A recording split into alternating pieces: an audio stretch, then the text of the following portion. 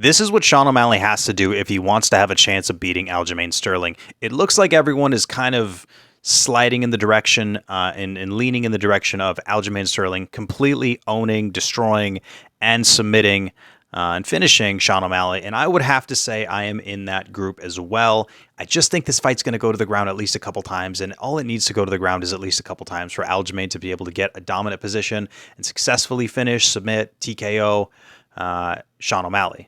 That's all Aljamain Sterling needs to accomplish, is just to get it to the ground a couple times. I believe the skill discrepancy is so vast that he could finish him probably with ease if he gets him to the ground. So if Sean O'Malley wants to win, he absolutely needs to do several things. And if he doesn't, he's for sure going to lose. So number one, I'd say he needs to utilize his jab a lot. He needs to move forward, backwards, side to side while striking. He cannot get in a point.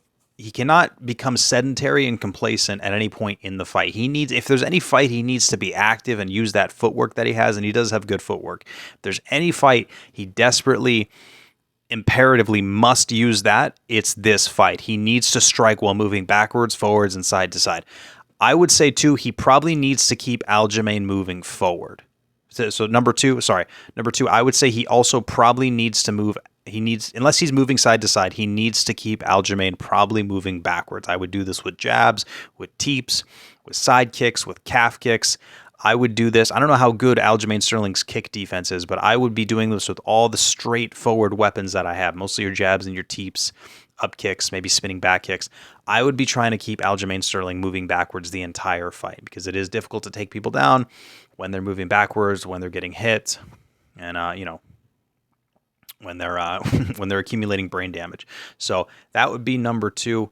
Number three is, I would say he has to punish Aljo for when Aljo tries to go to a takedown or for when Aljo clinches. He has to not only be able to break away, be able to sprawl like crazy, but he has to have an answer to that. He can't just let Aljo shoot time and time again. He's got to have some sort of punishment waiting for Aljo, whether it's a knee, whether it's punches to the temple after he sprawls, whether it's just, making Aljo deplete his energy, whether it's just failed attempts. He has to have something where he's either depleting Aljo of his energy for trying to shoot, or he's damaging him for shooting, right? Maybe both. He needs to figure that out, and he needs to be able to stuff and dissuade Aljo from going for those takedowns or tie-ups, because he will go for them. Another thing, man, I'd say he needs to come out fast, and he needs to establish dominance. I would say he probably needs to control the center, stay away from the fence. He needs to, again, move forward, back, side to side, but stay more in the center. Stay more in the center. You could argue in a way it's almost beneficial if he gets taken down against the fence, because then he could use it. But the fence, people can use the fence to take you down, which does make it easier.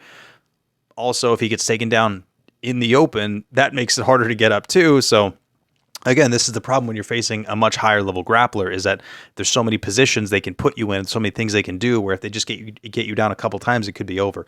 So I'd say he needs to come out fast. He needs to come out strong. He needs to use weapons. He needs to take the center. He needs to keep Aljo moving back, use his jab, use up kicks, use front kicks. If he can hit him with some powerful stuff in the beginning, make Aljo realize that he can't just come in whenever he wants, I'd say Sean O'Malley has a shot.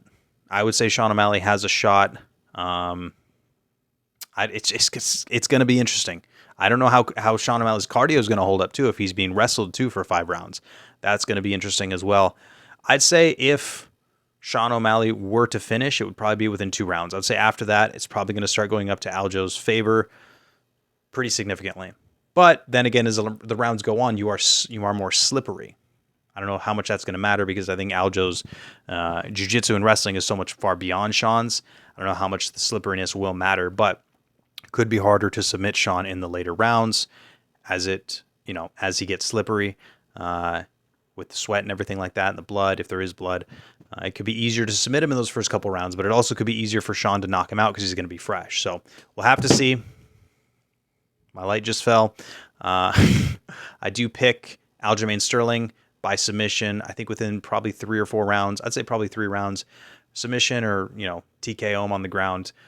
We'll see how it goes. My final pick, Aljamain Sterling. Let me know what you guys think in the comments below.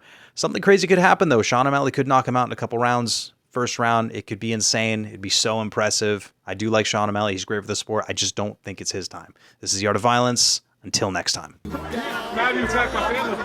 No. Attacking my family. You know what? They're having a conversation. Yeah.